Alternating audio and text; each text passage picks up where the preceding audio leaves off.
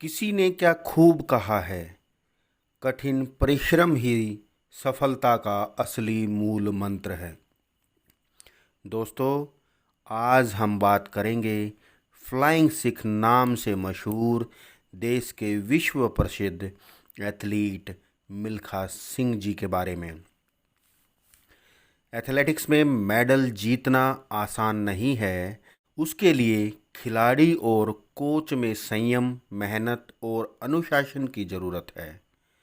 इस खेल में मेडल दिलाने के लिए देश की अलग अलग एजेंसियों को मिलकर गंभीरता से काम करना होगा, तभी परिणाम निकलेंगे। मुझे टोक्यो ओलंपिक में भारतीय एथलीट से मेडल की उम्मीद नहीं है, यह कहना है फ्लाइंग सिख मिल्खा सिंह जी का। उन्होंने एथलेटिक्स मेडल की संभावनाओं पर कहा, यह इतना आसान नहीं है। एथलेटिक्स ओलंपिक में नंबर 1 खेल है, बाकी खेल उससे पीछे हैं, चाहे कुश्ती हो या शूटिंग। यह क्रिकेट नहीं है कि जिसमें सिर्फ 5 से 7 देश ही खेलते हैं, जिससे आज भारत जीत गया तो कल हार गया। ओलंपिक्स गेम्स में 200 से 220 देशों के एथलीट हिस्सा लेते हैं। ऐसे में एथलेटिक्स में ओलंपिक तगमा मिलने वाला नहीं है। आज़ादी के बाद से कुछ ही एथलीट हैं जो फाइनल तक पहुंच सके हैं, जैसे मैं खुद, पीटी उषा, श्री राम, गुरबचन सिंह, रंधावा, अंजू बॉबी जॉर्ज। हालांकि हम मेडल नहीं जीत सके, लेकिन फाइनल में पहुंचना भी आसान नहीं होता। उन्होंने कहा, केन्या जमैका की एथलीट फिनिश लाइन से पहले बाजी पलट देती हैं। 90 साल के मिल्खा सिंह जी ने कहा, मुझे नहीं लगता कि टोक्यो में हमें एथलेटिक्स में कोई मेडल मिल पाएगा। दूती चंद और हिमा दास बेशक बहुत अच्छी खिलाड़ी हैं, लेकिन उन्हें बेहतर ट्रेनिंग की ज़रूरत है। उन्हें सही गाइडेंस मिले तो वे कुछ कर सकती हैं। अभी भारत को एथलेटिक्स का स्टैंडर्ड नहीं पता है। अमेरिका, केन्या, जमैका, ऑस्ट्रेलिया की लड़कियां तूफान हैं। वे फिनिश लाइन से पहले बाजी पलट देती हैं। मेडल के लिए 5 एजेंसियों को मिलकर काम करना होगा। इनमें एथलीट, कोच, भारतीय athletics federation, Indian Olympic association, खेल मंत्रालय को इन सब की मीटिंग करनी चाहिए, जिससे सभी संघों के अध्यक्ष और सचिव शामिल हों। उनसे पूछा जाना चाहिए कि जब सरकार पैसा, स्टेडियम, खेल सामग्री, कोच तक उपलब्ध करवा रही है, तो मेडल क्यों नहीं आ रहे हैं।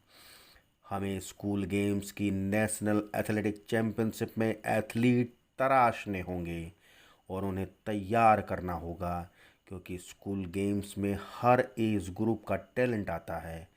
चुने हुए एथलीट को एकेडमी में डालना होगा। हर स्टेट में एथलेटिक्स एकेडमी खोलनी होंगी। एकेडमी में बड़ी सैलरी, 2 से 3 लाख पर कोचों की नियुक्ति होनी चाहिए।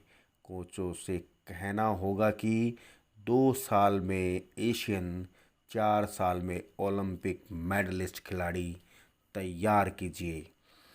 आप बताओ, क्या सुविधा आपको चाहिए? बस हमें एथलीट तैयार चाहिए। साथ ही इन एथलीट के प्रदर्शन पर लगातार नज़र रखी जानी चाहिए, तब जाकर 2024 ओलंपिक में मेडल का मौका बन सकता है।